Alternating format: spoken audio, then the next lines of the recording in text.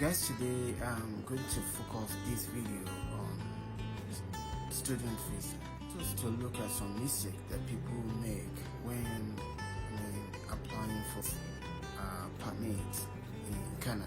So informations that are not really accurate enough, or maybe overemphasized here. So people used to tell me Canada is very expensive, very expensive, very expensive.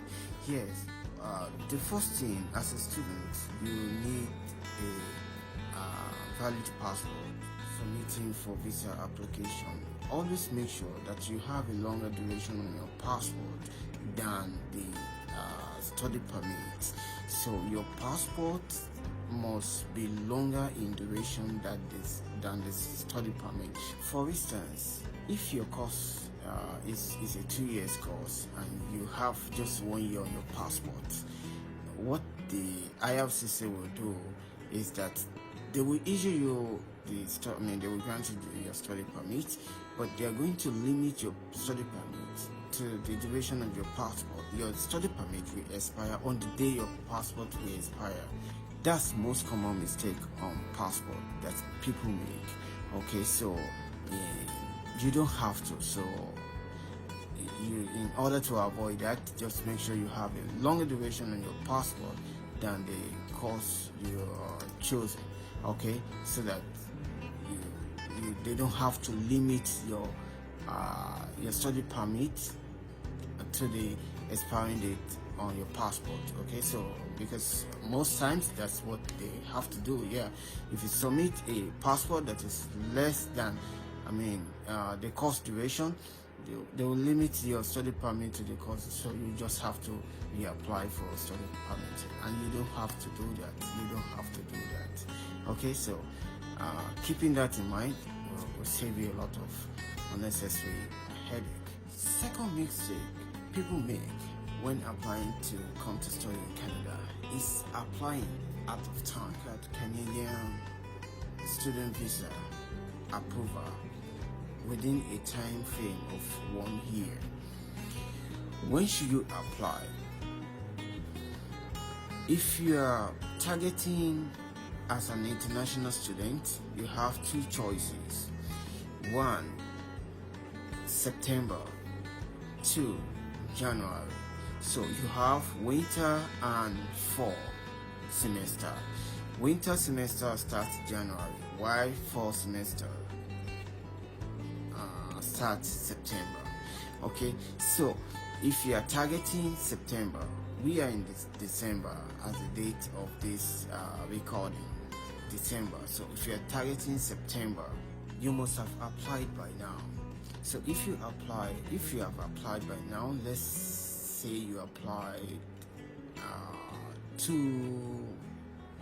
months or 1 month ago, or even you applied December, first week of December, it takes them sometimes up to 3 months for them to get back to you on the decision of your admission, and sometimes it takes less than a month or 2 months if you are able to get the admission after 3 months.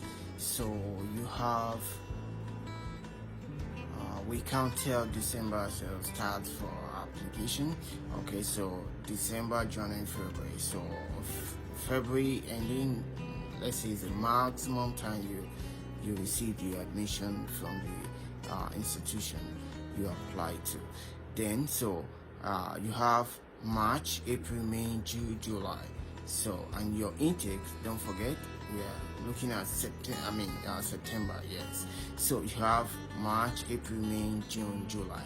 So you have 5 months. So how do you utilize these 5 months?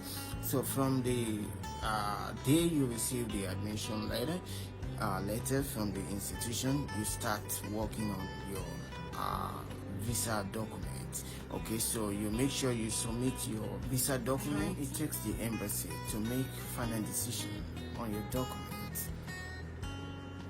Depends on where you are applying from.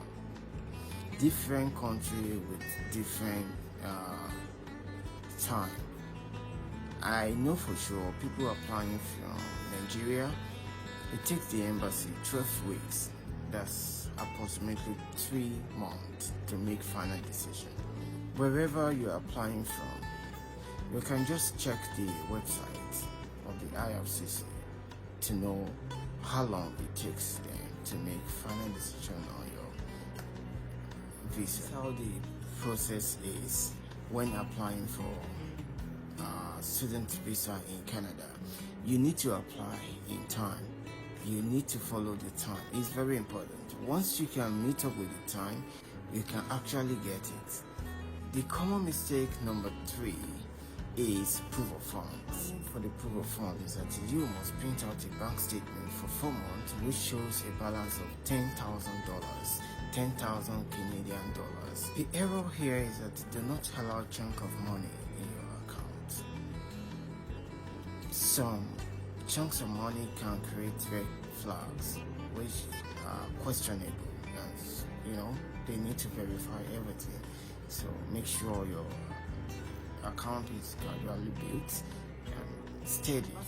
Let's look at sponsor account. Okay, so we are looking at you as a student. You want to be sponsored. You are using someone who is related to you or who is not related to you as a sponsor. Okay, now there are 2 things. If you are using a sponsor who is related to you by blood or by common in-law, related to you, whichever forms it is, I don't know, it's related to you. If both of you have the same last name, you may not require any explanation letter attached to your documents. That's number 1. But if both of you have different surname and this person is related to you, right? You need additional letter to explain how you are related to this. If you are using a sponsor who is not related to you by blood, there's no way you can have the same surname. I don't know. So you need additional letter to explain how this person is related to you, just as when you are related to a person or to someone by blood and you don't have the same last name. So it's the same way around. So you need to write additional letter of explanation how the person is related to you once you don't have the same surname. That's how it works. Okay, these are my own personal views on mistakes people make when applying for student visa, and I believe if all these are taken care of, you have the chance to get your visa approved once. Okay guys, see you in my next video. Don't forget to like and share my video. Invite others to join my page. See you at the top.